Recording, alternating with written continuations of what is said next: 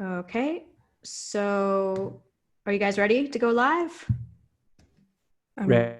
Shall I start recording? Yeah, I'm recording Oh, it. yeah. Everybody press record on your Audacity. Oh, yeah. Yeah, good idea. And make sure that your Yeti microphone is selected on your Audacity, because we always somebody always forgets. Right. Okay. Yeah, we've got it. Okay. Oh, it's live. Okay. It's live. It's live. Okay. Hey, everybody. Whoa. Oh, my gosh. Oh, geez. And we're live. And we're done. Okay. Hang on. Just 1 second. I'm so sorry. So welcome to the Multiversity Project, everyone. Great timing, Betty. Great timing on the barking. Hello, everyone, and welcome to the Multiversity Project live stream. Yeah, we got a great live stream coming up for you today. Yeah, we got like a bit of chaos around some dog barking. Okay. Yeah. Sorry about that. Yeah, somebody just came home immediately when the live stream was going to start in the dog park. Okay, we're good, but we have a great live stream coming up. About a week ago, a guy named Ryan Andrew Langdon wrote a blog called "Today I Learned That Not Everybody Has an Internal Monologue, and It Has Ruined My Day."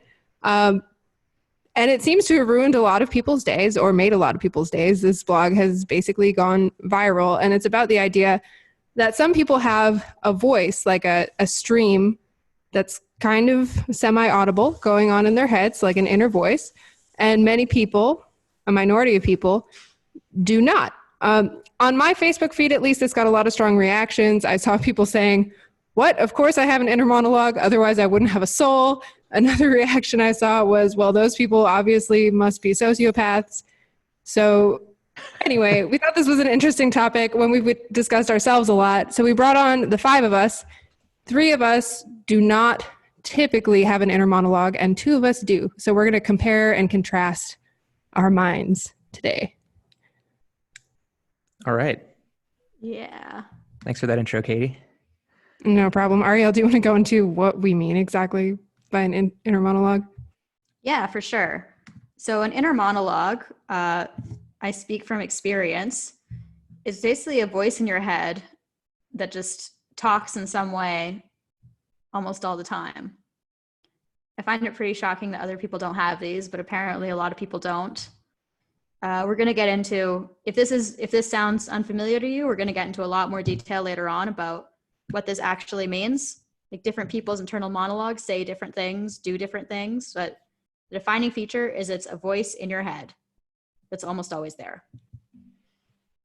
Yeah, and I just want to bring up that I believe in that article, he said that he talked to like 99 people or something like that, and like about 80% of them had an internal monologue, and the rest did not. So apparently having an internal monologue is very, very common. Yeah, it's more common to have one. Okay, well, let's go right into it then. Like, first, can we just one by one say who experiences an inner monologue and who doesn't, and just very briefly describe what that means to you? Ariel, do you want to go ahead? Yeah, sure, I'll start. So I have an inner monologue. Basically, just as I'm going about my day and thinking about things and talking to people and reading things, there's just a voice. Like, when I wake up in the morning, there's like some moments of confusion, and then it just starts talking. I don't know. To me, that's just the process of thinking. The process of thinking just has a voice. Yeah. So I'm a little surprised that's not the case with other people. Yeah. So hearing about this, I was also shocked because I do not have an inner monologue. I did not realize that people had this. The process of thinking for me is like, occasionally I'll voice a thought to myself in my head, but usually when I'm trying to articulate something. But yeah, usually there are no voices in my head. It's just kind of abstract thoughts.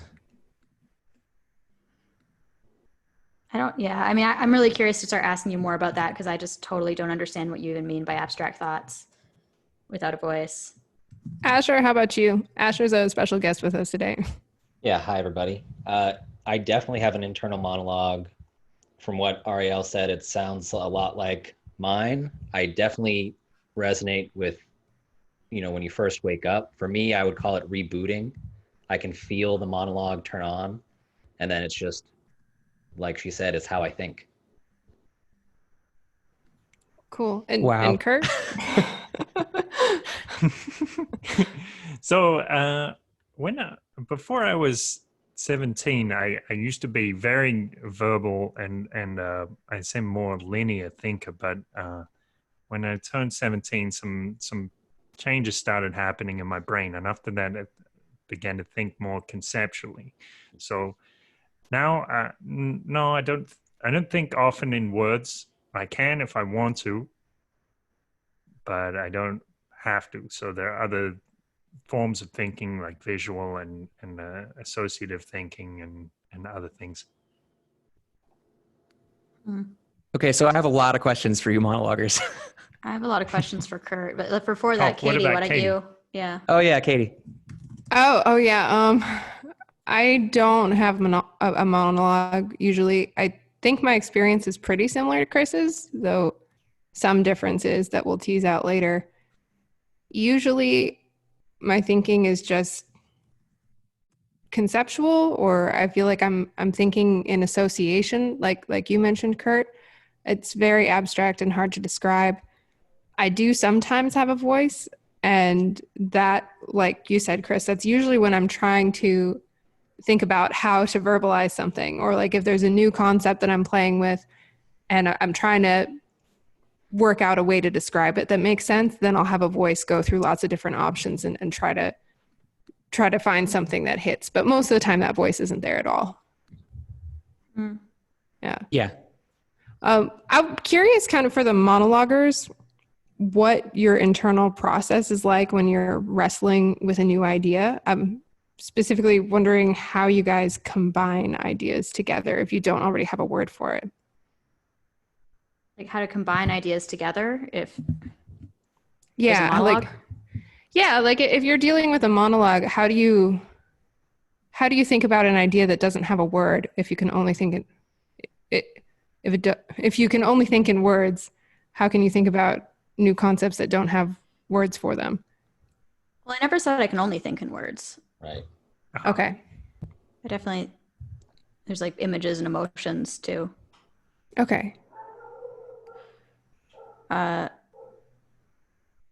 Well, I guess for me, Asher posted something in our chat group the other day, which is basically the short passage.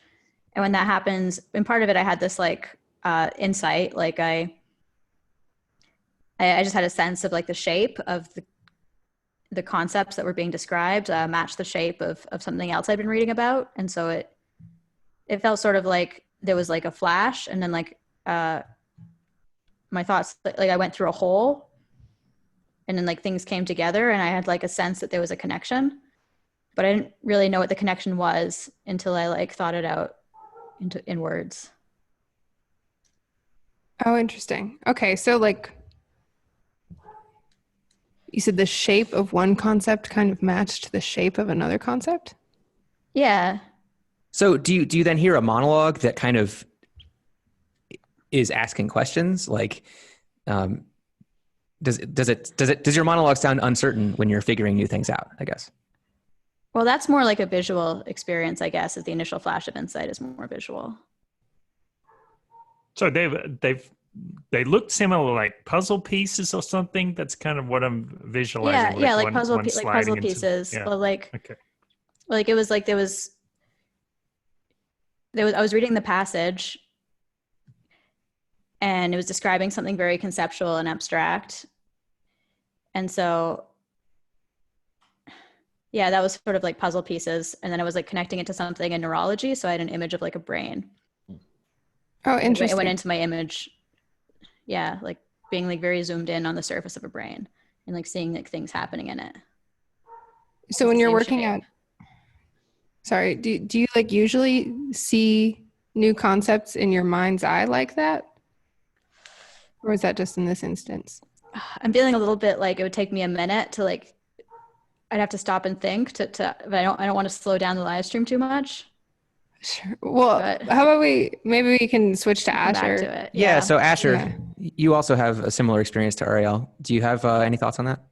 Well, I was going to say, I'm actually really curious that the insight is a visual process, because for me, it's mostly I feel it physically. Like if something clicks, first I feel it. It's like there's it's hard to describe in words, ironically, but it's like something coming up from, the heart or the lungs or something. I just feel this twinge, but then the actual connections that are made for me are more associative. So if I learn something new or if I make a connection, I immediately start thinking about all the most important things that connect to that. And they just come up. So it's, how I would best phrase them, topics, keywords, and they all float around. And then I start an internal dialogue with myself and trying to suss out what it really means. That actually sounds kind of similar to how I do stuff when I read something and when I read something, I'm connecting it to all of the, as you said, the most important things that it's making me think of. But then I guess where it's different is that then you have this internal monologue where you're trying to verbalize it. Right. And it seems like the connections that I make get stored kind of pre-verbally or something like that, or conceptually, and they don't actually get put into words until I go to tell other people what the ideas are. I guess my question for Chris and me for other non-monologuers is, if you haven't put it into words, then if you like for me, if I have an insight, I only know it makes sense once it's gone into words. How do you know it makes sense if you don't verbalize it mentally? Well, sometimes you have a hunch, and sometimes you have more than a hunch, I guess. But it always helps to verbalize your thoughts. And that's why, like with Jordan Peterson, he says, write so you learn how to think and things like that. Yeah. So it helps to put it down on a page, write an essay about something so you can explore it and see it from a different perspective, see it outside of you rather than inside. But then is it just your mind is just full of hunches until you start talking? For me, I wouldn't call them hunches. When I get a new insight, it's not visual or physical feeling like you're talking about. It's there's something, it's basically I have a brain fog until I get it. And then I feel this mental sense of relief, and everything just flows well again. And I can work with the concept really well in my thoughts. So I know that it makes sense because I get that feeling and I'm able to use it with my mind. And then usually there's a long gestation period where I'm working out how to verbalize it. If it's a complex new concept, sometimes I'll have it in my mind for a couple weeks or even months before I'll start talking about it. Katie, when you said use it, or what does it mean to use it? It connects to other ideas, or Yeah, it connects to other ideas and it becomes part of my logical process and how I understand the world. Mm. Yeah, that sounds. What's it like in that incubation period? What's going on in your head?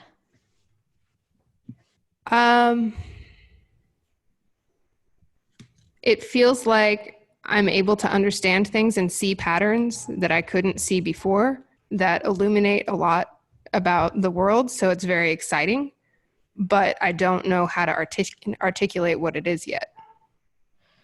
Yeah, for me, it's kind of Asher was saying, you have this feeling of excitement or something like that when a new connection is made. I have that too. It's kind of as Katie was saying, it's kind of an intuition that, it's like an aha, as John Vervaeke would say, something is plausible, right? And so or anybody, that idea seems plausible. And then what my brain has to do is it has to do all of these thought experiments on the idea to either confirm or reject the new thing that looked plausible. And that could take a long time. How do you do that though? How do you work with something that you don't even know what it is? It sounds very frustrating to me. But this is a funny But thing. I do know what it is. Yeah, you're saying you don't know what it is, but you know what it is. Mhm. Just because you can't verbalize it doesn't mean you don't know what it is. Right, exactly. Like I do think that information is stored somewhat semantically in my brain. Like I think I have like this kind of like nexus or web of concepts, and there are words that are connected to the nodes in the web, but it's not like there are sentences connected to the web. If that makes any sense. For me, I feel like the words are more loosely associated with the web. I'd call it more of a field. Like it feels like more of a floaty, cloudy space, and the words are pretty loosely connected to it. Like I feel like I am translating what I'm thinking at any given time. and the words are never good enough. Or well, like they're good enough for some simple things, but like usually I feel like the words don't quite hit it. And I'm like constantly altering the words that I use to try to be more accurate to what's going on. Can you guys give an example of like one of these insights that you'd have for a long time and not be able to verbalize?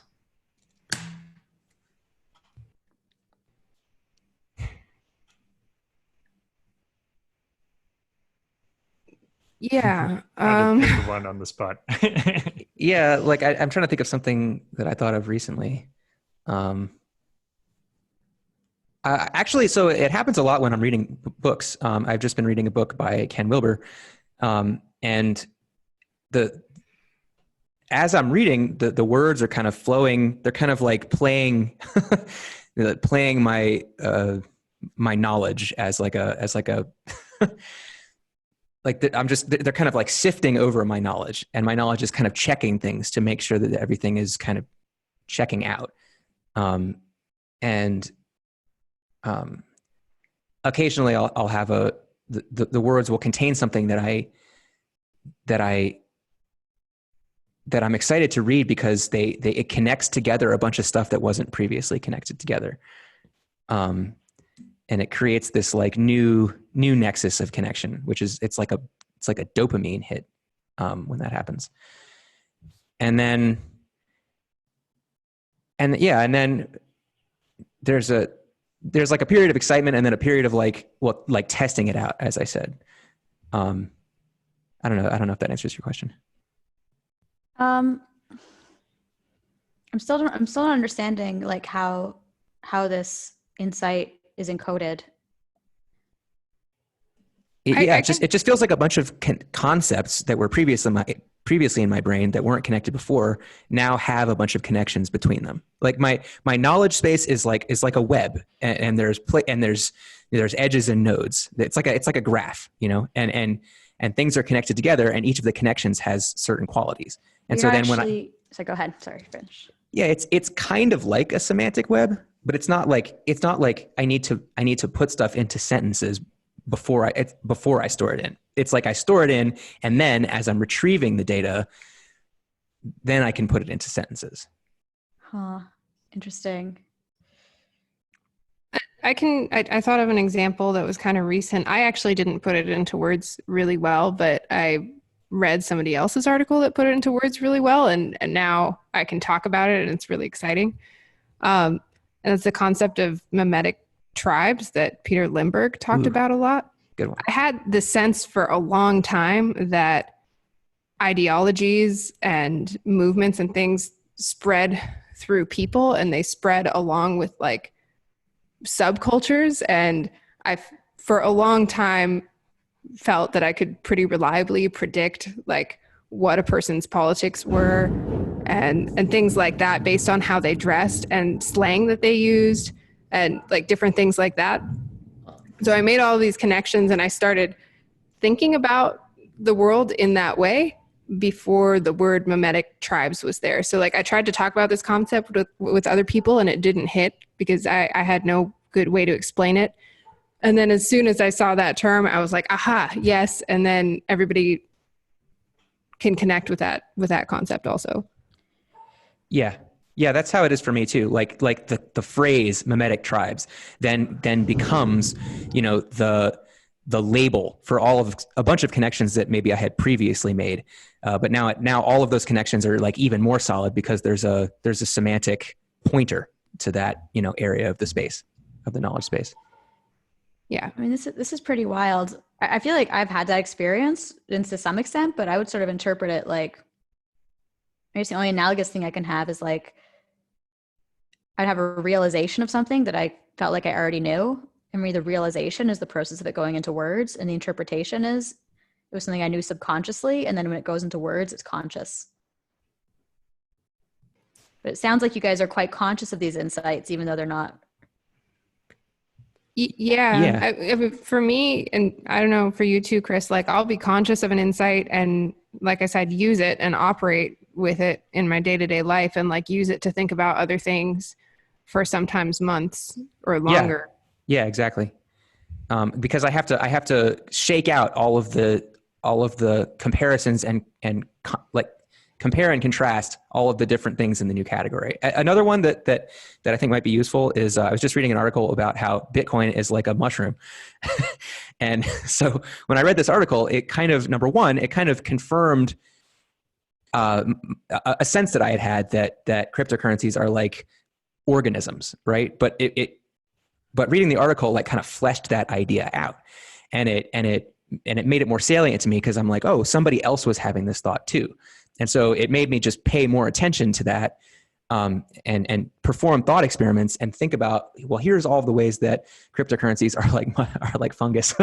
And, and then basically that idea is going to kind of, like, I'm just going to think about it kind of like it's like a random process. Like I'm living my life and I'll just be thinking about it and I'll be like, oh, this is one way in which cryptocurrencies are like funguses, and this is a way in which they're not. So, there will be like, there are two categories, but then I'll have like this broader category that's like things that are decentralized and organism-like, but it's like, it's not sentences or anything in my head. It's just like this kind of hierarchical structure or a graph structure. One way that I'd say I differ from you, Chris, is like, before I can put stuff into words, I wouldn't say that I can't put it into words because I'm still sussing it out. Like it'll sometimes still be a really defined category in my mind that I can work with really, really well. Like with the example I gave of mimetic tribes, it wasn't something like I all of a sudden understood it better once there was a word for it. It was just that, well, okay, there was like a snowball effect because then I could talk about it with other people. So the understanding increased a lot faster. But the only thing that changed is now I had a language to be able to talk about it, whereas before I didn't have a language to be able to talk about it. Right, but I think there's something that's important that happens right when you read the article. It's a kind of snowball effect where somebody puts a word to something, and then all of these, it's like this cascade in my brain that makes all of these connections that they're kind of, it's kind of like this one causes this one, and then which causes this. It's like dominoes falling, and then like all these connections get made. Just by reading the article, I don't even have to, necessarily talk to somebody or test it out. Although that's what I usually end up doing. I usually kind of, there's places in the graph where I'm like, oh, I'm not sure about this. I'm going to talk to somebody else about it and see what they think.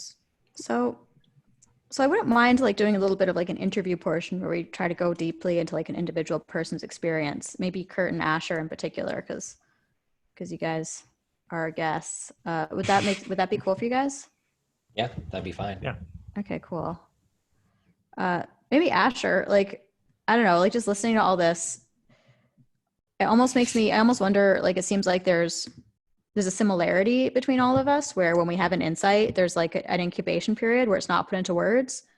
But it sounds like for you and me, that process happens within seconds, where it sounds like for these guys, it can be days or even months. Would you say like that's accurate for you?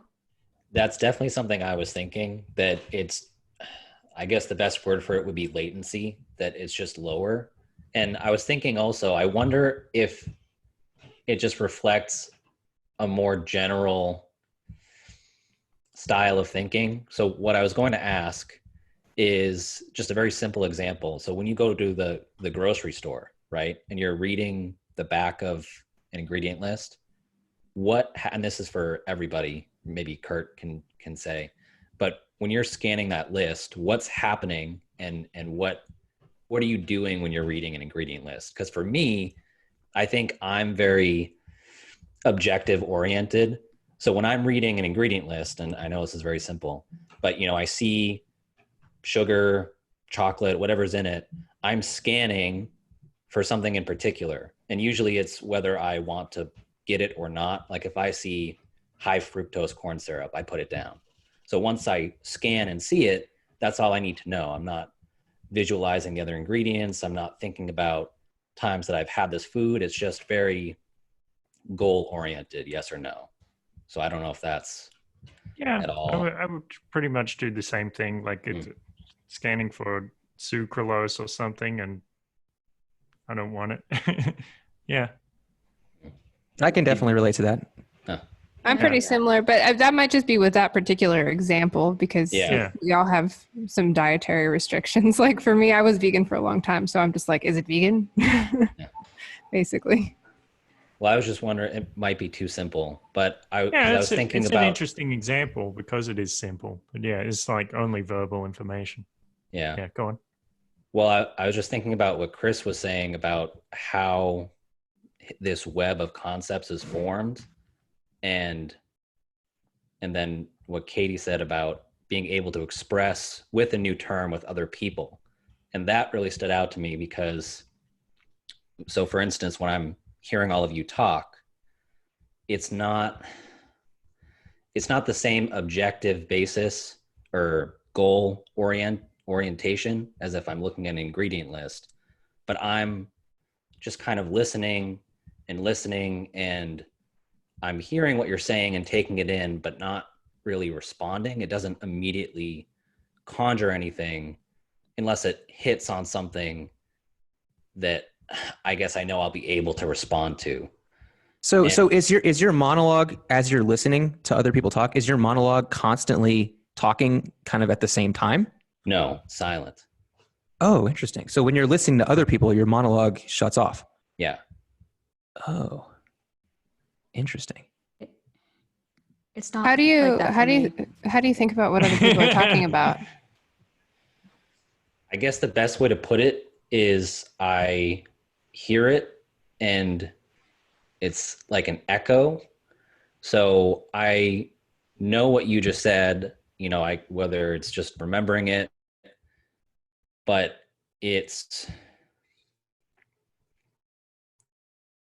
there's nothing in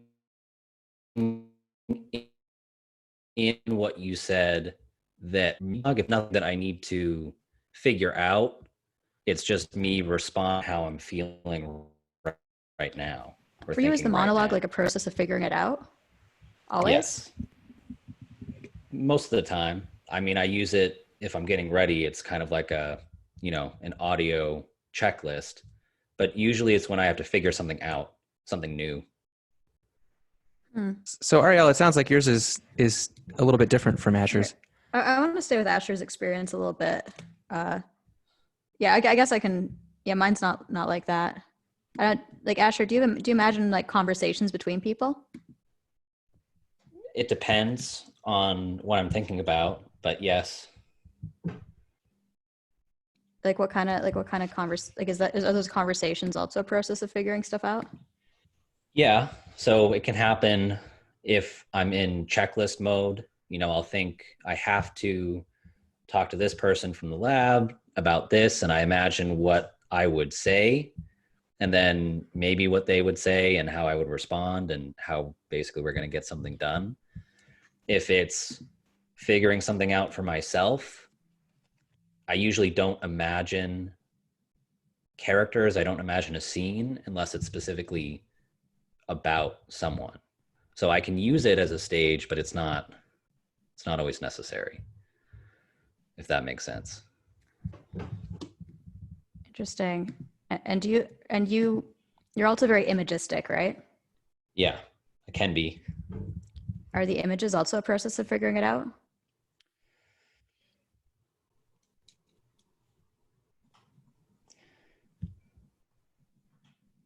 I think if it is something where a visual would help. So if I'm thinking, for example, about how to explain the way that the muscle strengthening process works with a participant that I have in the lab, I will imagine, a muscle, how the electrical impulse goes down to it from the brain. but it's mostly still verbal. I think I rarely visualize to solve problems. I think it's mostly just when I'm remembering or imagining, unless it needs a visual. Is your whole mental experience a process of trying to figure stuff out?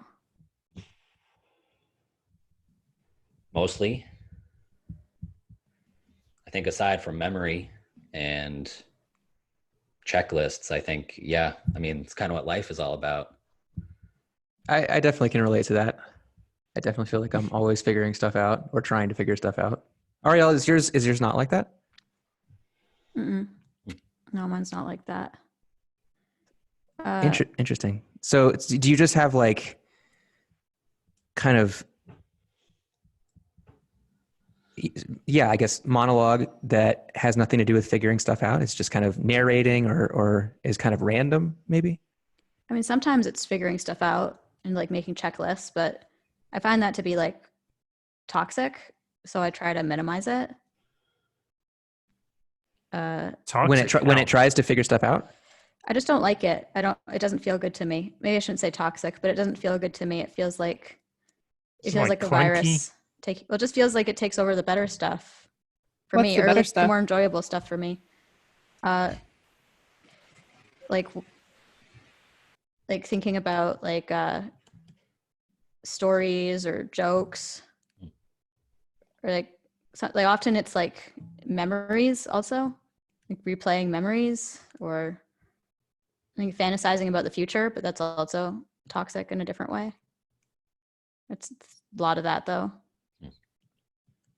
But the planning stuff out, I try not to do that too much. Like there is definitely a figuring stuff out, I guess, intellectually. Like we're sorting out problems or trying to figure out my days and what I need to do next, which sort of is satisfying on some level. But I like dream of a time when I don't have to do that anymore and just be more in the flow. So I'm curious. So you have these thought processes that you see as toxic or undesirable. Can you control them? Can you kind of suppress them when they happen? It's not the same as toxic, just less desirable for me. I that's a big part of like self-work for me, is like going through and trying to figure out ways. Like I told Kurt and you guys, I often have thought processes of like fighting with people. Like when I'm mad at someone, I visualize arguments, or if I have to like have a difficult conversation, I like imagine the worst way it can go in a lot of detail. So I definitely found strategies for reducing those kinds of toxic patterns. Interesting. Kurt, Yeah. we haven't gotten much into your experience, and I'm kind of curious about it because you mentioned that your inner world was really, really verbal until a certain point in your life, and then it changed to being primarily non-monologue. And like, would you mind telling that story, or what changed and how you reacted to it, or what's that like? I don't know. I mean, it's a weird story. Okay, you don't have to. Yeah. You don't want to. We give the short version. I mean, they ended up diagnosing me as psychotic, and there was definitely something that changed in my brain at that period. I don't know. Yeah. After all these years, I still. Yeah. Can you describe in detail what the change was? Well, You said you went from linear to less linear or something like that. Yes, I'd say so. When I was thinking more in words, my thoughts were more linear, but later my thoughts became more conceptual. So it was like, instead of needing to think something out point by point, I could get more of a overview of an idea, or see it like a flash, one idea at once. Yeah. Is it visual, or I don't understand what you guys mean by conceptual. Okay. Yeah, well, this is the thing. It's like a different sense. Like I think I mentioned to you guys once, like how in the yogic and the Vedic tradition, thought is seen as one of the six senses. So thought is like a separate thing, and well, I know that's vague, but it's like if somebody it's not exactly like this, but if somebody has never seen color, how do you describe color? That's not an easy process. But I think Katie's description that she's used before about seeing a bunch of, or understanding a bunch of associations is almost like a tactile thing for me, but not quite, because it's not a physical sensation, but there's a feeling of a thought. The thought is there, and you sense it. Mm-hmm. Katie, I just want to say you have this piece of art behind you that looks exactly like a thought bubble. Yeah. Actually, so does Asher. Almost. Right. Oh, wow. Sorry And to Chris, interrupt, Katie. you have a nice concept field in your Right. background. Abstract thought behind you. Though it seems like the concepts are moving very fast, and so you can't really see all of them because they're kind of getting whoosh, you're zooming past them without really exploring them. It's all a blur. Asher, I wanted does to give this, Sorry. just before we move on, I wanted to give this example because somebody asked on Facebook the other day, well, what's it like if you don't think in words? And I looked across and I saw this scarf, and looking at the scarf from across the room, I know my friend Polly gave it to me, and I remember like the day she gave it to me. I remember the day I got caught in the rain with it and tried to use it unsuccessfully as a raincoat. I know just by looking at it what it feels like, the texture of it, the smell of it. There's a whole, there is a whole bunch of sensory experience, and I don't need to verbalize those memories to access them. They're just there. Yeah, And that's extremely well put. Right. I could get some visual sense of it, but I don't necessarily need the visual sense to know the memories are there. How can you experience the memories without a visual sense? I know they're there. I feel them. Like before I used the word hunch. I mean, everybody knows what a hunch is, but you don't know how do you describe the feeling of a hunch? You know something is there. You can sense it, but Like an emotion. you don't necessarily need to verbalize it or see it or anything. It's just something you can feel.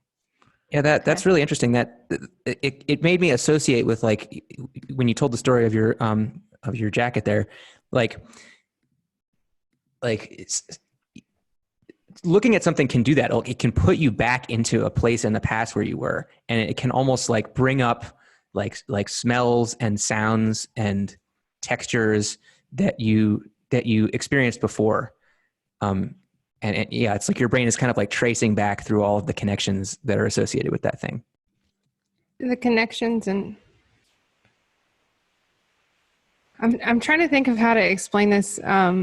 One thing that I think might be helpful is just before I heard about other people having inner monologues, like I kind of think about like when I see things, I'm taking in information, that's a sense. When I hear things, that's a sense.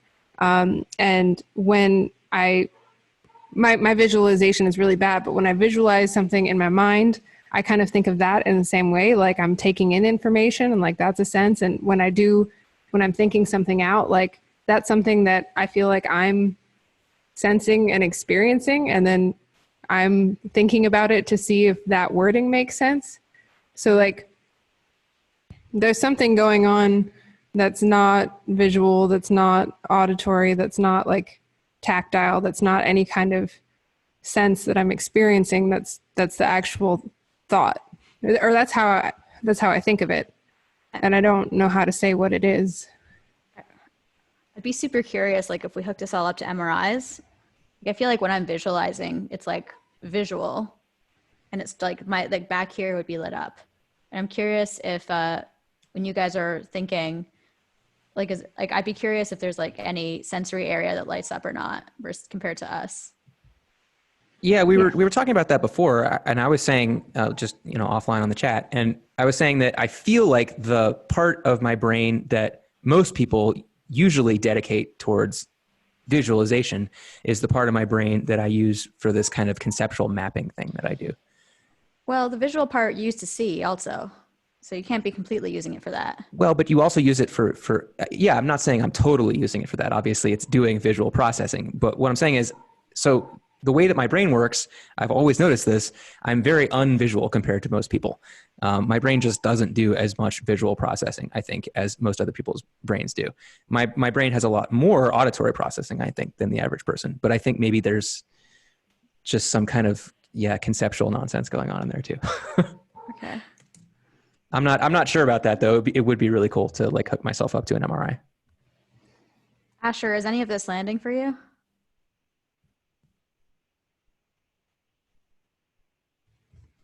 Asher, I you're can't muted. hear you. Is it the mic? Is it back on? Yep. Oh yeah, Yeah. there it is. Go ahead. Well, when Kurt described all the sensations and the memories that are attached when he looks at something that he values, I can experience that, but I think it is linear. It's not, I don't know if you were saying that it comes all at once, but so if I remember, say when I went out to lunch with, my dad the other day, let's say, I can actually right now smell the soup. I can feel how the table felt.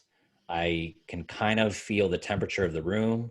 I can definitely hear his voice, but I have to focus in on one of those sensations at a time. It's not feeling it all at once. So I don't know do you feel it all at once as if all of it was happening to you, Kurt, or do you have to go through each sense? Right. I would probably have to focus on each, but I could get the sense like on the periphery of the others. So That It sounds sounds- like you're almost like visualizing a scene, Asher. Like you're kind of recalling this scene, and you're like there again. Yeah, I definitely don't see it, at least not constantly. It's more like there's snippets or clips that automatically play. Like, so in the chat the other day, I was saying that, let's say I wanted to remember something or think of something in particular, like that castle. There's an image that pops up right away.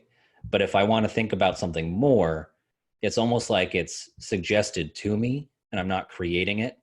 So if I wanted to think of the moat on that castle, there would be like a little scene of the water rushing by and, a reed blowing in the wind. But I'm not consciously saying, okay, well, a moat should have reeds and it should be, there should be something flowing. It just happens. Yeah, I can relate to that more. I guess if I'm remembering a memory, like there's an immediate visual scene that comes up to me, and then there's almost like pointers to the conversation, like the topics I talked about with the person start coming up, but I don't go through it in a monologue. It's like maybe that's like a conceptual thing. There's just a sense of everything we talked about, and then I can like open it up and go through it like a monologue if I want to. That sounds like kind of a conceptual thing, that sense of what you talked about without it being in words. I can sort of relate to this conceptual thing you guys are talking about. The way you're describing your memory recall sounds a lot more vivid than mine is. I don't know if that's the same for Chris and for Kurt.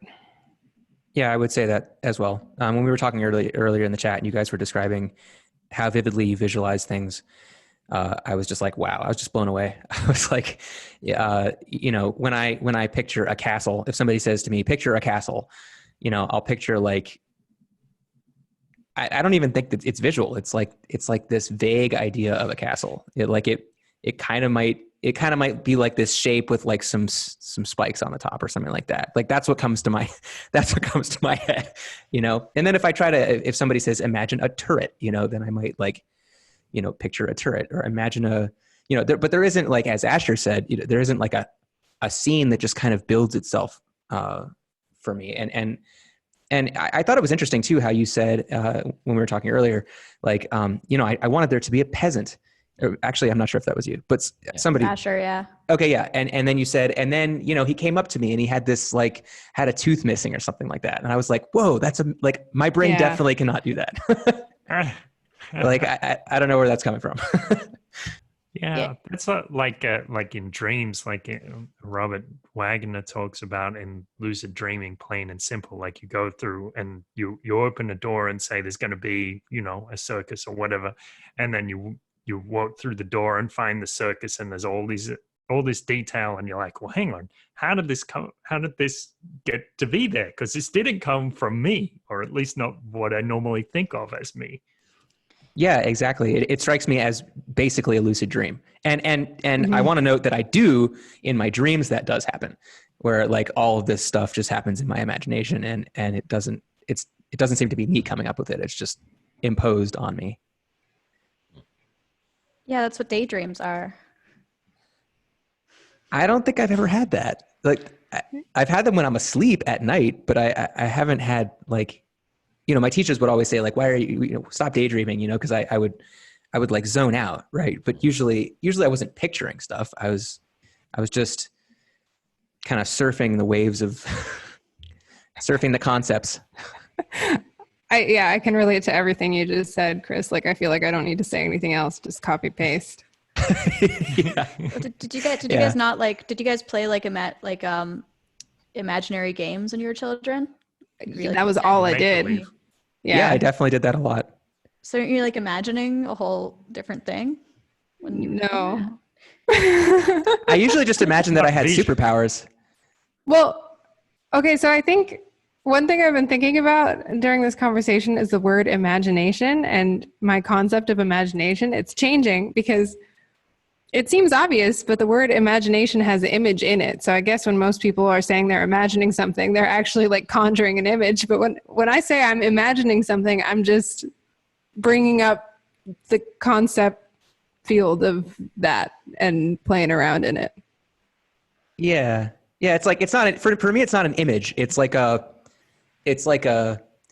bunch of associations, right? They could be feelings. They could be words. And there might be like vague, like colors or, shapes or something like that. But not yet, like not in a visual sense, like in a conceptual sense, if that makes any sense. Yeah. Do you guys have like who here has a big history of reading novels? Like maybe reading novels as a child. Who here read a lot of novels as a child? Not a lot. Sure. Decent amount. Yeah. I was usually reading a novel for like 30 minutes a night until I was like 8 or 9 every night. And then it was less consistent. A decent amount. So, but you weren't, we talked about this a bit in the chat, but you weren't visualizing it like a movie in your head? I guess it is. I kind of was. When I'm reading novels, it's different. I think my mind's eye is a lot more active when I'm reading novels. But it's still not as clear as what you guys are describing. Like, I don't think I wouldn't just have a whole scene pop into my head. Yeah, me neither. I feel like I have to like construct the scene point by point if I'm really trying to like make it visual. My experience of reading novels is like more visual than my general thinking experience, but it's not that visual or detailed. It's still mostly conceptual. It's very enjoyable. Maybe like explain the point by point thing, because that's also like really different for me. Well, I don't really visualize things that often. Like if you tell me imagine a castle, I'll have all the concepts of a castle. I'll be thinking about castles, and that's all very clear. And the visual component of that is very, very small and very, very blurry. And then if you're like, no, but really imagine a castle, like make a picture of a castle in your mind, I have to focus really hard, and I have to like think about the window and what does the window look like, and like the turret and what does the turret look like. And I have to think about like where all of that is located together and like store it in my memory to try to like make it all be there at once. But I can really only focus on one small part at a time unless I'm like, it hurts my head to try to have a full image of a castle. I don't like doing it. Yeah, it's exactly the same for me. It like when a book, like, and this is one of the reasons probably why I don't read much fiction, because usually there's a lot of like visual imagery. There's a lot of like exposition and like where they're describing how stuff looks. And my brain is just like, do I really have to picture that? Yeah, that's true. Just get on with the story. I usually just skip all that. Like, I mean, I read it, but I don't process it because it's very exhausting. Yeah, that's how it is for me too. Kurt, what's your visualizing like? Well, it's a lot better than Chris and Katie's, but but it's not that full level of vivid detail. I mean, yeah, thinking about the castle thing, I don't know. I mean, the other day when you guys mentioned it, I guess I came up with like, I was thinking of like an old video game like King's Quest, the first King's Quest, and imagine what a castle looks like on that. So like sort of pixelated. Look that up. Yes. Color graphics and this kind of thing. Yeah. But then I think about it a bit more, like I think about castles that I've actually been to, like Edinburgh Castle or Lincoln Castle, Chapultepec. Yeah, I can get a little picture of it, but it's like it's not the full picture. I get like a little snapshot, and it's hard for me to hold it in my mind. But it does have the feeling of realism to it. Mm. Like it has the feeling of detail without necessarily having the full detail. Mm. Mm. And Asher, you're a very powerful visualizer, right? Yeah, I would. I mean, if I wanted to think of something, it just comes. Like I kind of feel bad saying it now, but it's just effortless. Yeah, me too. That's so cool. I'm so jealous. Really cool. So do you ever like how do you use that in your daily life? Well, so again, it's mostly the opposite of you. I usually use it to solve problems. So, well, most of the problem solving isn't visual, but if it's with people, it is. So I actually do imagine where we would be, where we would go, what we would say. I can see their facial expressions. I can see their facial tics. If it's someone I know really well, I can see when they would roll their eyes and when they would nod and when they would cross their arms. Wow. I mean, and if it's not interpersonal, then again, it just depends on if it's something that needs a visual.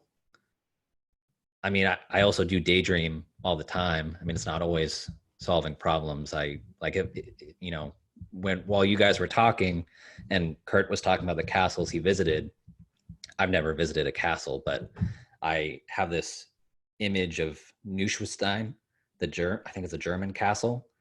And I just have a really good photo of it. And so I could imagine, so the photo is kind of an aerial. I've never seen it from any other angle, but I just imagine myself right next to it, feeling the smoothness of the wall and kind of just being there. And it just felt nice. I don't know. Interesting. Yeah, I think I do have something similar with audio. Like I have songs that I've listened to a lot of times, and they're exactly as clear in my head as they would be out loud. Yeah. So I wonder if there's something similar going on there. I also have very clear audio in my mind. Probably not as good as yours, Chris, but like there's certain songs that I can play completely, and I compose things in my head sometimes. Oh, I was saying when I read novels, that's one thing I usually get. I usually get some kind of music along with what's going on. Interesting. Huh. That's cool. Neat. I often get a soundtrack when I'm going about sort of thoughtless activities. Like if I'm driving or if I'm cooking, like there will often just be like a song that plays in my head. I don't often have that when I'm really focusing on something. Is it a known song or an unknown song? It depends. A lot of times it's like a combination. It's like a like like it'll be like if I'm doing something really energetic, then I'll have like a classical song with like a dubstep beat. Like it'll just be like a weird mishmash of stuff that shouldn't probably go together, but my brain finds it fun. Oh, that's cool. Most of That mine sounds- are mismatches or like originals, I think. But for some reason, the song "Hey Now You're an All-Star" is in my head a lot. Like ever since I was 8 years old. You're gonna infect all of us with that now. Hey now, you're an all-star. All of those memes really worked. That's, I mean, that's so interesting. Like, Get your game on. Go play. it's really, I mean, I definitely get songs stuck in my head, but I feel like they often have to be melodically more simple or else like simplified a little bit for that to happen. Like, I definitely don't get two remixing together in my head. That's not happened to me. I definitely have like, I've noticed that this has been happening more to me recently, that like certain activities will cause certain songs to come back, or certain like fake songs that my brain has invented to come back. Wow. So who here speaks second languages or third languages? Me? But Okay. you got to say Everybody's something international. because it's only going to show one of us at a time. Yeah. Okay, me. yeah, okay, true. So me, Katie, Ariel. Everyone but Asher, right? Asher, you don't speak in A little bit of language. Spanish. I really, Okay. not fluent. Okay, cool. That's how I was, and then I had to move to Mexico, and now I'm a bit better. Yeah. It definitely helps to live among the speakers of the language. I'm curious for the monologuers, well, for Ariel and for Asher too, like when you're learning a new word in a different language, how does that work for you? Is it linked to a word in your old language or in English, or is it coming from a concept?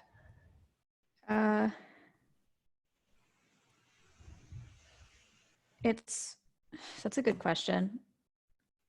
Probably linked to the word. Yeah. Sometimes I link it to an image. Okay.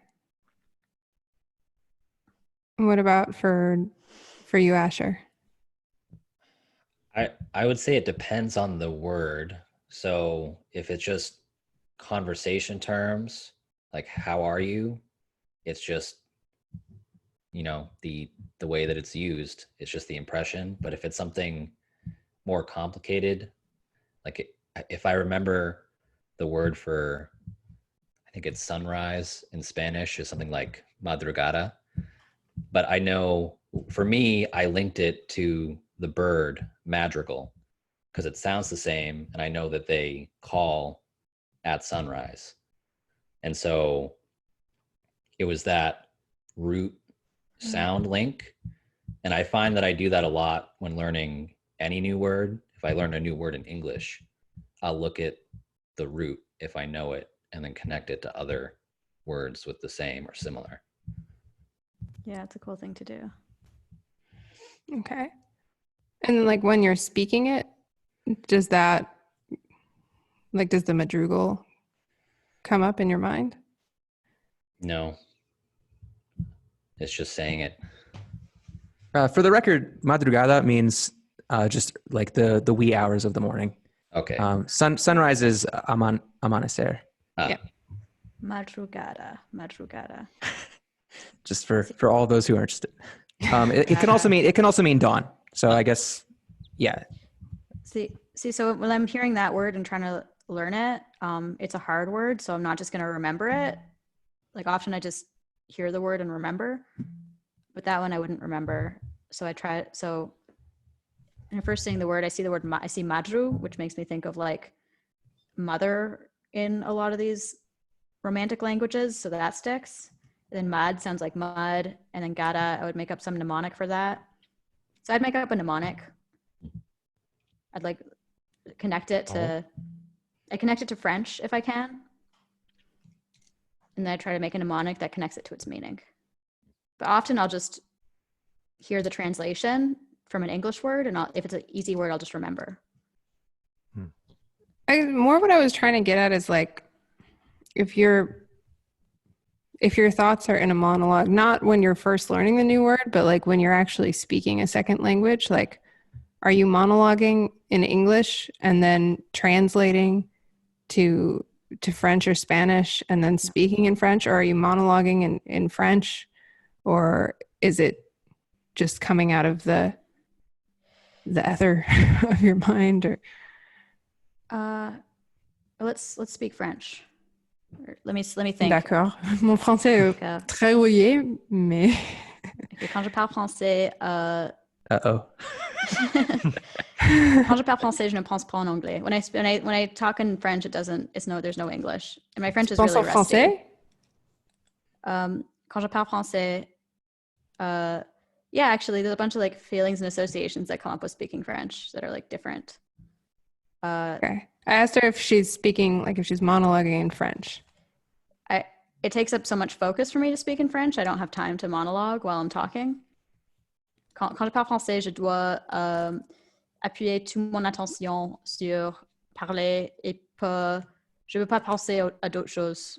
Yeah, there's like pressure. It's like there's a pressure in my head to get the French out right. So when she's speaking French, it's too much energy and she can't think about anything else. Yeah, Wait, when so I was can you better at monologue French- in your head if you want to in French? Yeah, of With course. effort? Yeah. Yeah, I just tried. Yeah, of course. Can you do it? It used to happen naturally when I was speaking French more frequently. Can you Now it doesn't. monologue in your head in English while you're speaking English? Is there like, can you have a monologue that's like separate from what you're saying? Yes, it's really Okay. bad. Okay, yeah, No, I'm pretty. it's a problem. It actually it's intrusive. Yeah, Like I'm when pretty other sure my people are little sister does talking. that. It's intrusive. Yeah. Sometimes words slip out that were part of the other thing. No, but sometimes it's like when I'm listening to people talk, like this is a normal thing. When I listen to people talk, it's like cached for like 5-10 seconds. Like almost everyone has that to some extent. Yeah. So often like while I'm talking to other people, like my thoughts are racing and then I just go back and listen to what they say and respond and then keep. Yeah, I don't do I'm that. doing My brain I'm doing doesn't. a second stream. It's why it's often hard for me to. I only watch like movies and TV that are really good because otherwise I do that while I'm watching movies or TV or podcasts. It's why I don't like.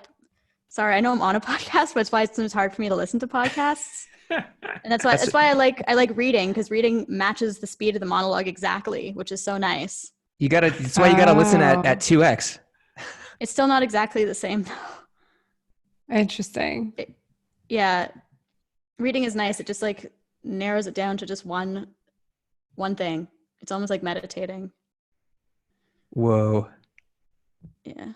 that's so crazy. Yeah. Oh, that thing that you said about caching audio for like 5 or 10 seconds. I know that a lot of people do that, but my brain doesn't do that. Like unless I'm focusing on it. Unless there's nothing else going on, then I can focus on the audio, and then I focus really hard on it.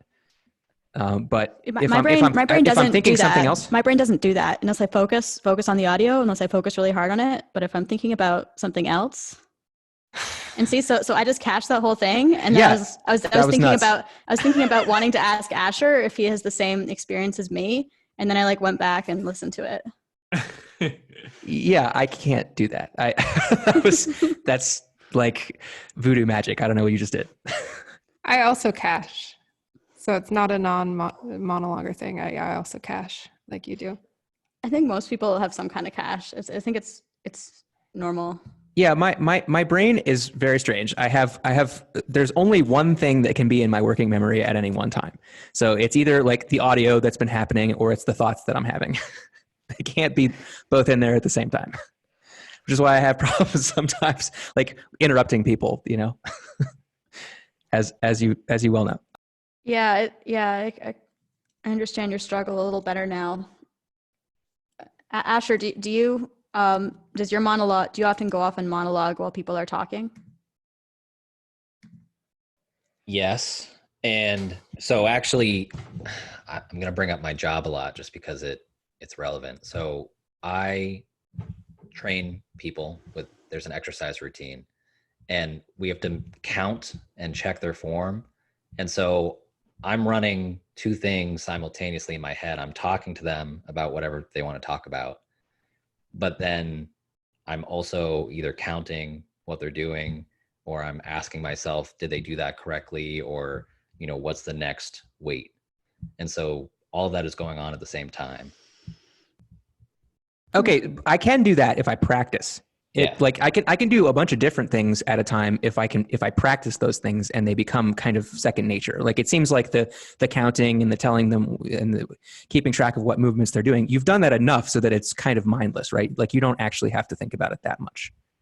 I'd say with this case, yeah. Right. Okay. So I can do that too. If I can do two activities at once, as long as at least one of the activities is fairly automatic.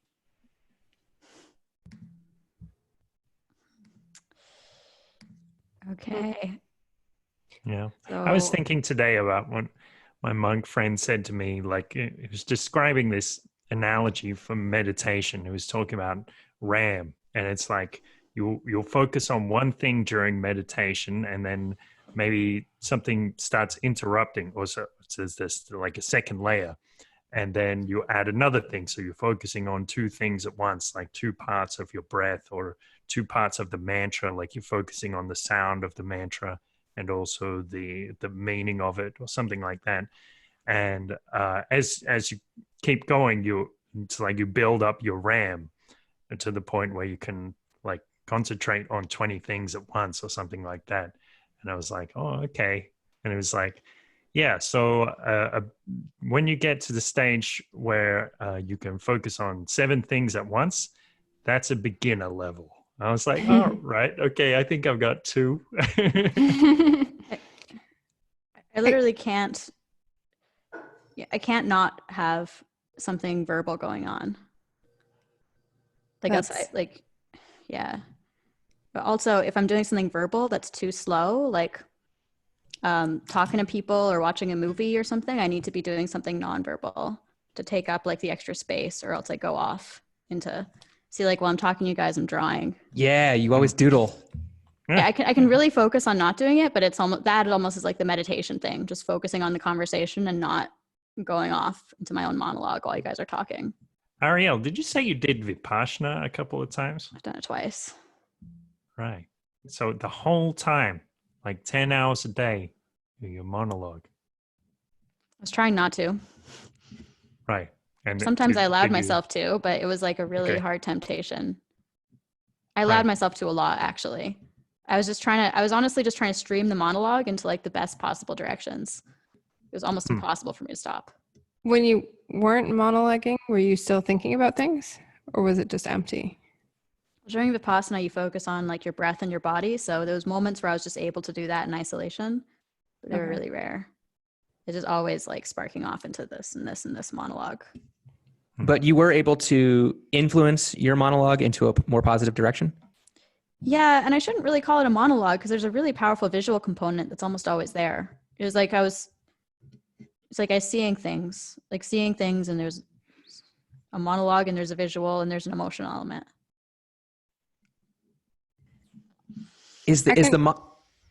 Sorry, go ahead. I was going to say that I can relate to what you're talking about like sometimes needing to doodle or something like that, or else the thoughts go. For me, it's not the monologue goes, but I'll just like drift off into concept world. But I'm a little bit confused about how you can you think about more than one thing at once? I'm confused about how you could think about more than one thing at once. I guess one verbal, one visual. Well, it's like, while I was doing Vipassana, I was thinking a lot about my life. So it was sort of like, I was really high up and there was like a field, not really a field, but almost like it was like a really intricate like seashell that had like all these different scenes of my life embedded in it, like in like spirals. And like I was like zooming in between different ones and like making like connections. And there was like a monologue talking about it. Or like people talking in the memories, and then the monologue would. But there's also there was conceptual element too, I think. But that's like a really high functioning version of how my brain works. It's usually not that. It's usually much more zoomed in. Don't usually zoom out as much. But it's like a literal, I mean, literally though, it's like zoom, there's a visual that's either zoomed in or out. So I'm curious. So you said there's a monologue component, there's a visual component, and then there's like an emotional component or something like that.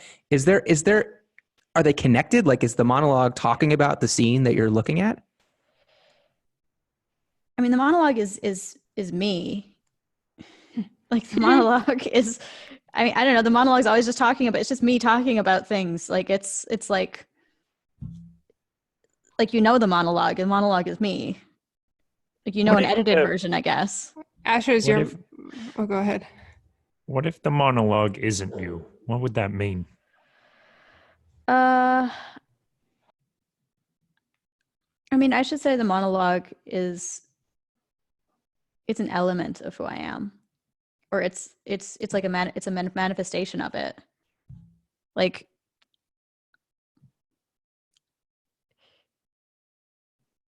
I guess there's like an element of my personality that's can't be put into words. But I definitely identify very closely with the monologue. It's hard to discuss it as like a separate thing. Like, it makes jokes. It comments on things. It talks in the third person about me sometimes. Whoa. So it's like Ariel was sitting on the live stream. No, it's much better written than that. This is why I'm not an author. Asher, would you say that you identify pretty closely with your monologue as well?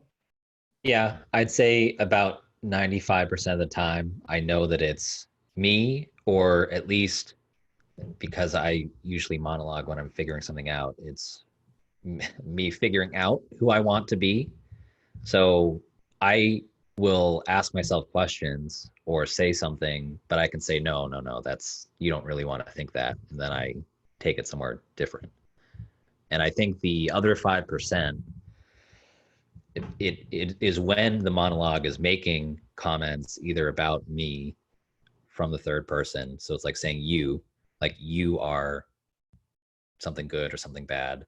Or if it's just something that I could say, but maybe wouldn't ordinarily. So you, Chris, you had mentioned that sometimes a song or a melody will pop in your head and sometimes they repeat. I find that's the case, that certain songs too, but quotes or even comments will pop up for certain things. Like if I pass by something really beautiful, like if I pass by a nice, sky, if the sky is really nice, just a line of poetry will pop into my head, or just some artsy comment, and I don't really identify it with me. It's just something that happened to me.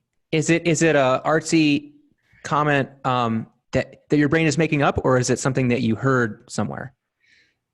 It can be either one. So often what's been coming up lately when I look at the sky is, ironically, I think it's a quote from Hamlet, and it's talking about the foul congregation of vapors. It's because it's so opposite to what I'm actually looking at and feeling, but it just pops in. And I'm like, oh no, I'm actually looking at the opposite. This is great. Huh. That sounds, for me, that would be kind of annoying. Like something that that's the opposite of what I'm looking at pops into my head. Yeah. Well, it's not always the opposite, but. Interesting. Yeah. Do you guys not have that? Like, just words that pop into your head? Yeah.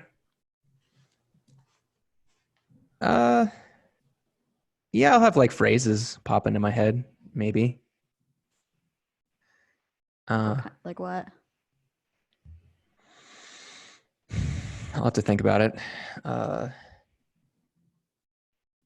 Yeah, I don't know, like quotes from movies and stuff. There is no try. I don't know. Yeah, usually it's when something kind of similar happens to me as what was happening to some character in a movie, then maybe like a quote from that scene will pop into my head. I get a lot of my brain is devoted to trying to learn Spanish. So I get a lot of Spanish words popping in my head, especially if they're ones I'm trying to nail down. Yeah. Or like new words I don't quite have a concept for that clicks yet. Yeah. Like my brain has to practice. It's kind of the same thing that we were talking about earlier with when a new concept happens, my brain has to like play around with it for a bit and do thought experiments with that. I feel like my brain does the same thing with new Spanish words. Has to kind of use it in different situations and be like, is that what they mean? So I kind of want to ask this to everybody, if you guys are down to wrap up. What do you feel like are the advantages of the way that you think? And what do you feel like are the disadvantages of the way that you think after having this conversation? Kurt? Well, okay. So this is a very difficult question. I think now thinking less linearly, thinking more conceptually, I think I can be less subject to like buy into a belief system, because it's a lot of the time when there's a whole structured belief system, it's all like this delicate verbal model, and it all relies on these definitions and things like this, and they all fit together, and that's part of where people get trapped in these things, like a fanaticism or something. But I mean, I'm not immune to that, but but I think I can see through it a bit better. So that's one advantage. And I also think sometimes I would think things non-verbally that maybe I wouldn't have been aware of many years ago when I was more of a verbal thinker. It was like, it's easier for me to bring things just into view or into the conscious mind. I'm aware of more of my own thoughts because I have a wider awareness of my thoughts, I think. Cool. So you feel like the way that you think now is more advantageous than the way that you used to think. Yes, because it also includes it, so I can use that style of thinking if I want, but that's not something I practice so much. You mentioned too that you felt like you could see like a whole concept at once as opposed to following like a linear verbal Right. thought. Could you expand on what that means a little bit more? If I get, like, for example, if I get a flash of insight, well, once when my thinking was more verbal, I don't know how I would figure that out. Like maybe if I had a flash of insight back then, would I need to be able to articulate it? Like, would it need to play out in a monologue in my head before I could fully understand that concept? I think that's what things were like. I mean, it's a long time ago now, but now I can see it, or I can get the feel of the whole thing, and then I can write it down or express it in different ways if I want to, or it can just stay as more conceptual.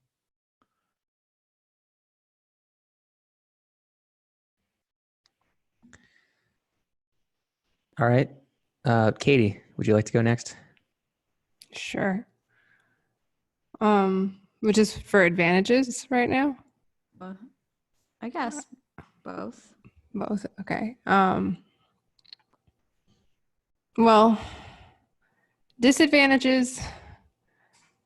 I am suspecting, though I'm not sure, based on our conversations, it seems like there's some kind of a trade-off between the style of thinking that Chris, Kurt, and I tend to use, and being able to have strong, powerful visualization. Because, and that's just a hypothesis at this point, but it seems like Chris and I, who are primarily nonverbal and never were verbal thinkers, have very, very poor visualization. Kurt used to be a verbal thinker and now usually uses the nonverbal and doesn't have as clear a visualization as you and Asher. But Ariel and Asher, you two both seem to have like amazing visualization skills. So that's a disadvantage. Also, maybe a disadvantage would be just in comparison to how you describe your experiences. I don't think that my thoughts are as concrete or vivid a lot of the time, or at least I'm getting that feeling. But overall, I agree with Kurt. Like, I do think it's an overall advantage. I feel extremely frustrated when I have to put my thoughts into words. And I also can think verbally, like I can monologue, and I do sometimes do that, but kind of like what Kurt said, it's like I have to collapse something big into just a linear, like our English is linear, like it's one word at a time, and you can't get a whole picture, or I can't get a whole picture in comparison to what I do non-verbally. It's like, it feels like the difference between like VR versus a book. Well, I like books better than VR, so I don't know. That's not the best analogy. But yeah, like 3D versus linear. So I think it's an advantage, but also your other people's who are verbal, your skills are probably a lot more developed in that way. Yeah, I don't know. The other thing is like I don't feel like I would be able to have as many insights if I couldn't think non-verbally. Or like the insights would have to be within the framework of what I could think about verbally, which is a lot more limited. Or what you could visualize, I suppose. Or Yeah. imagine some other way. Yeah, or what I could visualize or imagine. And I can't visualize and imagine very well. So that would be another benefit. Yeah. What about you, Ariel? I guess there's a part of me that's like kind of resisting what you're saying. Like, well, I have lots of insights and I can think non-verbally if I want to, but maybe there's some truth to what you guys are saying. Yeah, I guess I feel like for me, like that process of having an insight is in some degree nonverbal and conceptual, but there's just such shorter incubation period before I have to transform it into verbal. Like I feel like if I just kept it in that nonverbal stage, I would forget about it. So maybe that's the skill that I don't have well developed, is being able to work with ideas in a conscious but purely conceptual way, which could be a disadvantage. It could be that there's certain insights that I'm not getting because I lack that space is so small for me and so difficult to hold on to.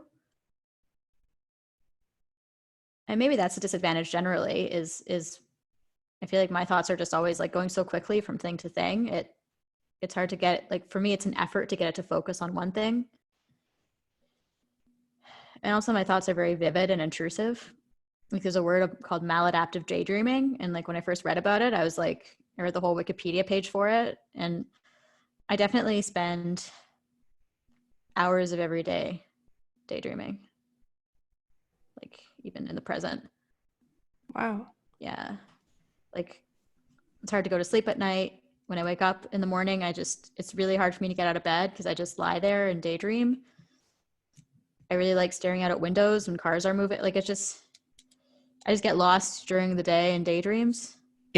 Are your daydreams like an aesthetic experience, or are they like an aspiration? I would like for life to be this way, and so I'm going to picture it this way. Or is it kind of just like, oh, the inside of my mind is wonderful and beautiful, so I'm just going to hang out in here? It's often aspirational, but I feel like that's degraded, like a degraded way of being. Like I prefer when they're aesthetic. Why do And you that's feel really like nice. this is kind of off topic, but why do you feel like having aspirational daydreams or fantasizing about the future is toxic? I don't feel like it's toxic. I just feel like I do it too much relative to, like, I really like it when there's like like it's like fictional. Like that's really exciting for me. And like just like fictional scenes are playing out in my head. Like world building and stuff like that. Or sometimes I'm like figuring out ideas. And it's also not that same I mean, visual. You write fiction, right? So, I mean, I guess that would be an advantage for somebody who writes fiction, is to be able to imagine fictional worlds. Yeah, definitely. And that's definitely a reason I wouldn't trade, is because it's one of my favorite experiences, is just going through. It all mixes together though. It's like memory, aspiration, fiction, scenes, characters. It's yeah.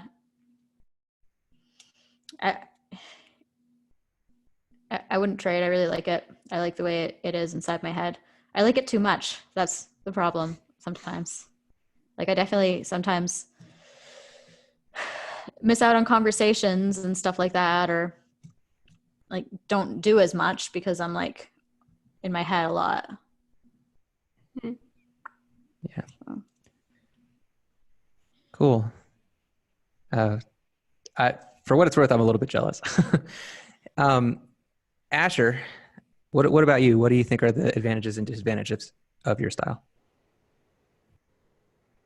So for me, both the advantages and disadvantages come from my identification with this process, and more to the point, I think I identify very strongly with what I say and what I know, and that can be a good thing because I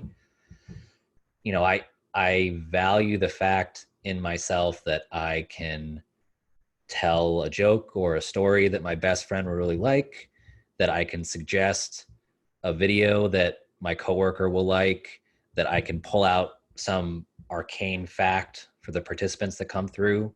And so to some extent, what I'm thinking and knowing is a point of pride, but then it can be disadvantageous because I still identify with the monologue even when it's harmful. So when I'm ruminating on an argument that I've had and I'm replaying it and I'm thinking about things that I could have said, or let's say I just had an argument and I'm trying to solve what I'm going to say to them next, or how I really feel about it, I just go around and around and just talk to myself in my head about it too much. So that's what I would say. Interesting. I definitely have that too, by the way. I didn't say that. Ruminating and stewing and Yeah, I have that too sometimes. What? Yeah. Wait, I thought you were a non-monologue. Oh. It's not what I said. Kurt out of left field. Kurt's both. Suddenly switching Kurt teams. crosses the aisle. Well, yeah, I do. I have that sometimes. I mean, it's not necessarily always completely verbal, but there's probably more of a verbal element. And yeah, I mean, like with the shower arguments thing as well. I probably did shower arguments for for many years. So I think I finally kicked that habit. So yeah. Cool. I have a concept of ruminating and stewing that isn't verbal. Or Really? I never considered it being verbal. But you know, if you ask me if I ruminate, I would say I do. And it's just, or stew. Yeah. I'm just thinking about something for a long time. And I do that a lot to a really toxic degree.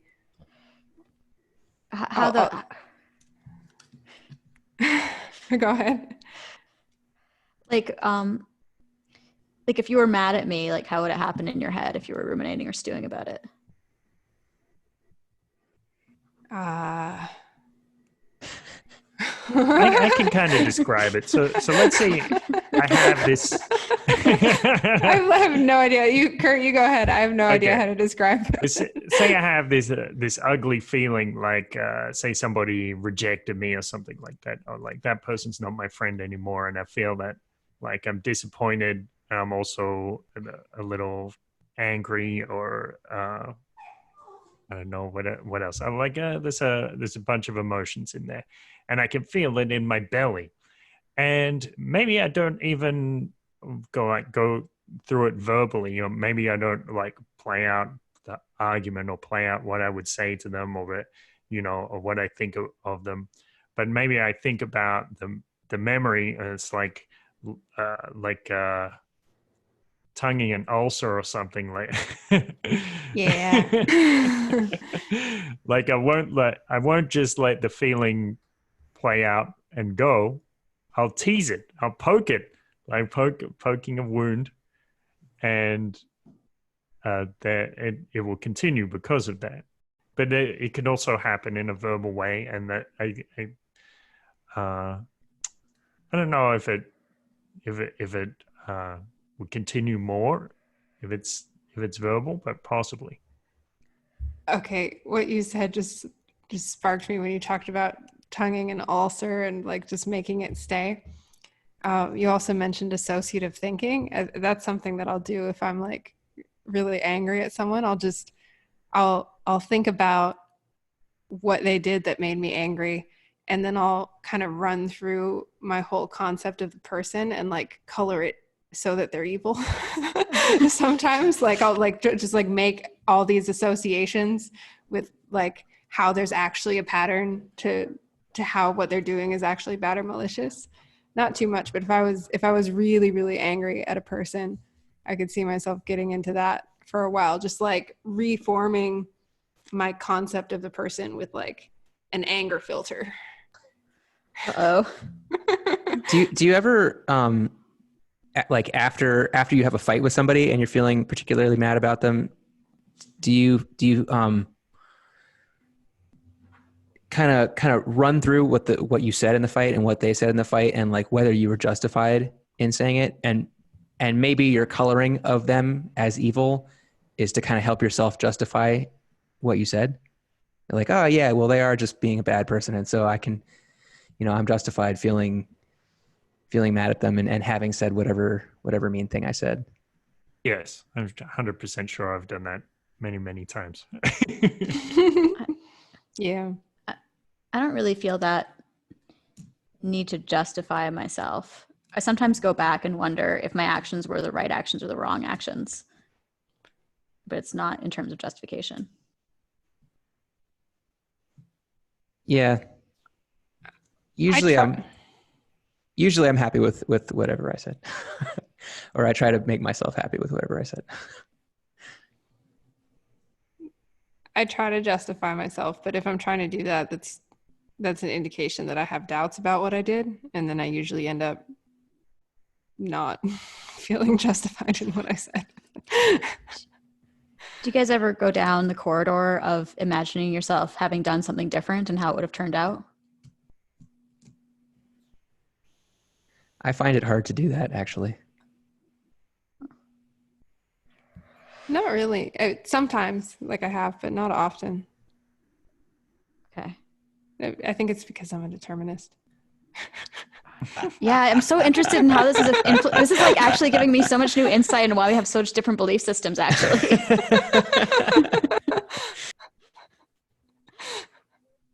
Yeah, I'm always going into the could have been. It's interesting. Yeah. You're always playing it out. Always playing it out. It's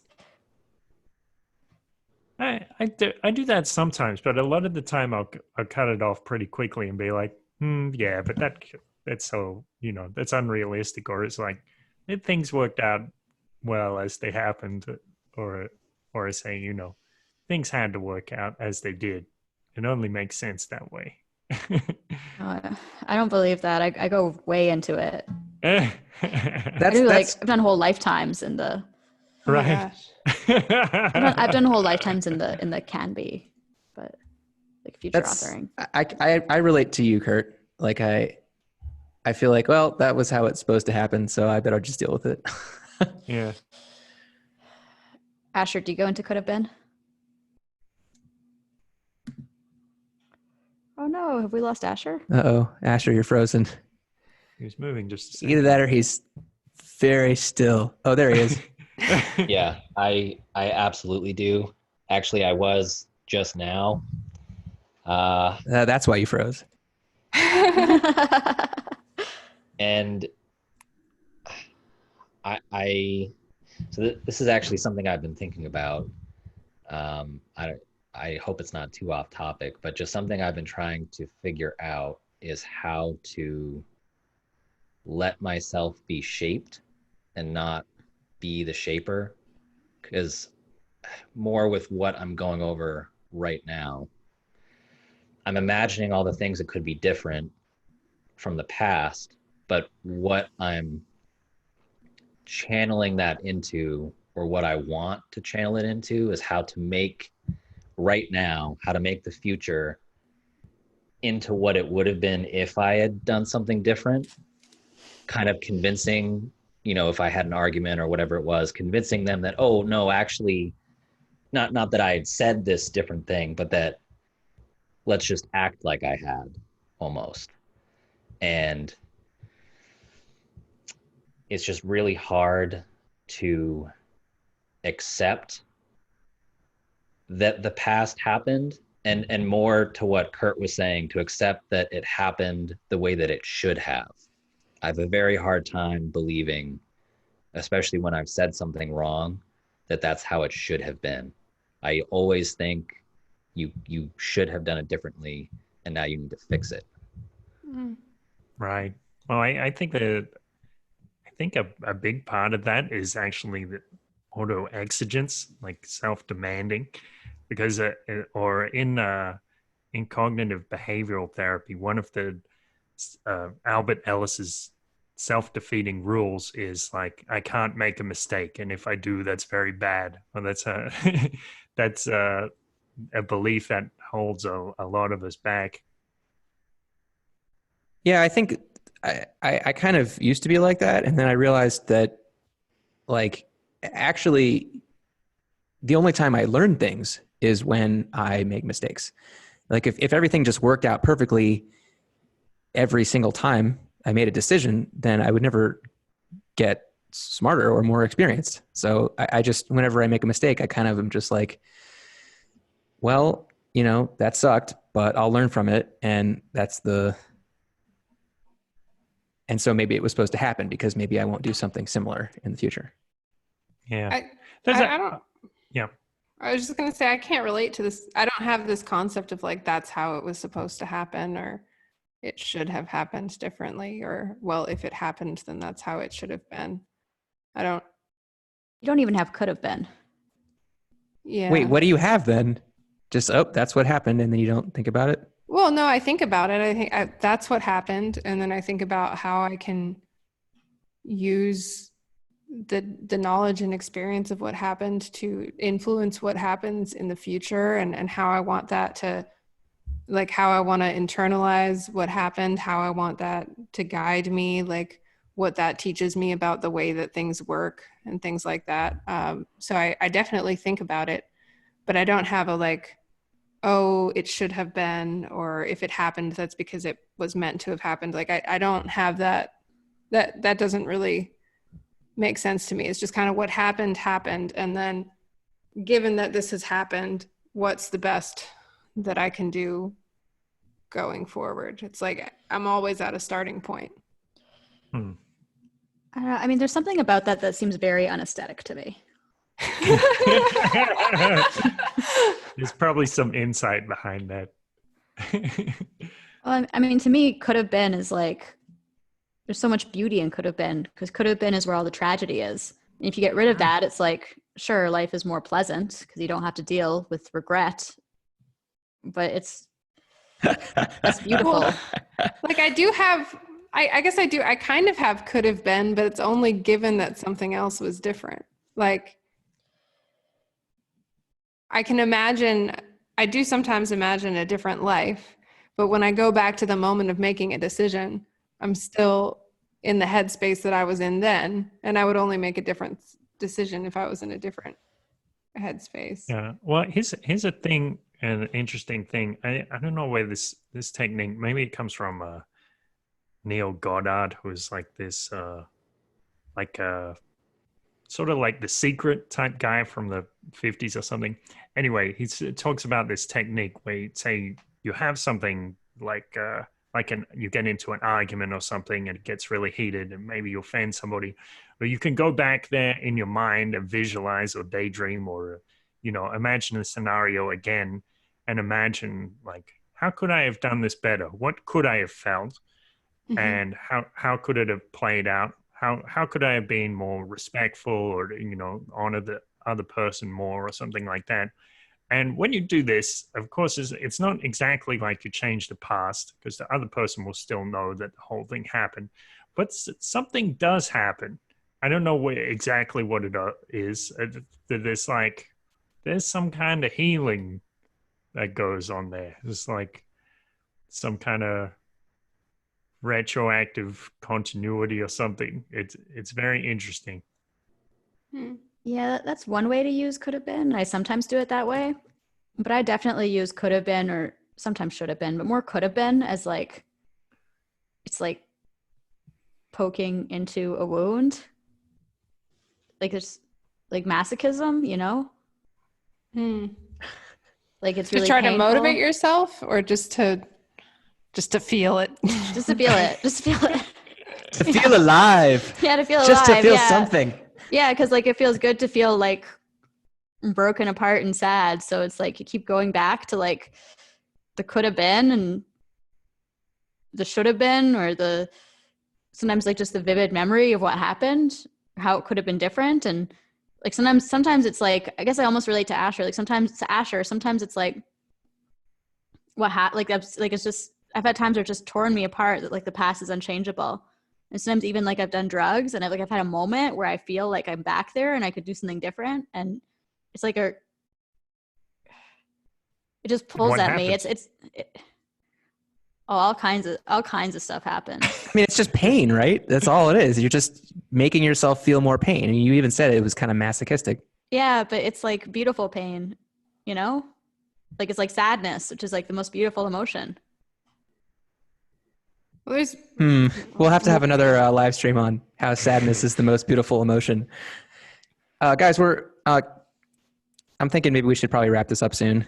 I'm thinking we should too. Does anybody have any like final takeaways that they want to add to this conversation right now? Well, so we went around and asked everybody that question, and everybody answered it except me. So, but I pretty much agree with you, Katie. That there are advantages and disadvantages of my style of thinking. I think my style of thinking and your style of thinking, Katie, are actually pretty different, even though we're both non-monologuers. I think basically for me, it's a trade-off. It's just like, I can actually. So the way I was thinking about it was, if you study Myers-Briggs, there's like the P's and the J's, and there, especially the INTPs and INTJs, or NTP, NTJ. And when I was studying like really close into that in high school, my intuition was, okay, the J's like things to be kind of like, they like things to be black and white, or they like things to be settled kind of as fast as possible. Whereas the P's are kind of cool with having things be uncertain, or like a superposition of black and white for much longer. This is like the quality of openness.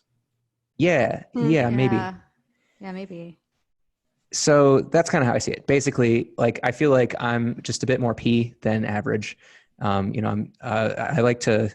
I don't like to judge something until like the very last second when I have to make a judgment. And so I feel like that's, my brain just kind of is conducive to that. Like my brain just kind of like puts everything into this kind of loose web that has, you know, the new concepts are kind of weighted with more uncertainty, and the old stuff that I've tested a lot has like a lot more certainty. But usually it takes, you know, weeks or months or years for something to get there. So, and I definitely am jealous of like the whole being able to visualize stuff vividly. That would be amazing. But again, I can kind of do something similar with audio, although my brain doesn't come up with cool new sounds, maybe as much as your brains come up with cool new images. I do think that visualization is a skill. Maybe it's something I could practice and get better at. Yeah. Maybe if I practice drawing or painting or something like that. Reading fiction. For what it's worth, anecdotally, MDMA is supposed to like damage that specific ability. Visualization? Yeah. Interesting. Well, I have done MDMA, but I don't remember ever being particularly good at that. I don't think I'm worse now than before I did MDMA. Well, I think it's really cool that this article has come out and people are starting to talk about this, because it's like something that's been so internal for a long time, and so many people have assumed that, oh, well, everybody else's internal world is just like mine, and now they're learning that there's this whole thing that's going on below the surface, and it's starting to get into the conscious, into the public conscious, and people can start exploring consciousness together. So yeah, it's fascinating. Yeah, I totally agree. And I think it's almost kind of synchronicitous for me, because we were talking about this like a month ago before this article came out, and we were like, yeah, we should do some kind of documentary about it, which maybe we will. We were talking about this like 6 months ago. I definitely had like a possessiveness reaction of like, yeah, hey, this was our idea. Acted on it. Yeah. Yeah, exactly. And so now everybody's talking about it, and now it's like old news. So I want to say my possessiveness is coming up a lot because I brought it to the group. But oh, that was your idea? Yeah. Okay. All right. I hope you still do it, because I mean, this just shows. Thanks, Katie. No worries. Yeah, this shows there's an appetite for this. I totally am still into doing it, by the way. It was Ariel's idea to do the documentary. Cool. Yeah. Okay. Oh my gosh. All right. So on how possessive are our brains? How... I'm so possessive. Anyway, Asher, do you have any final thoughts? Just that I'm actually really grateful to hear the way that all of your brains work, and that even between monologuers and non-monologuers, it's very different, even if subtly so.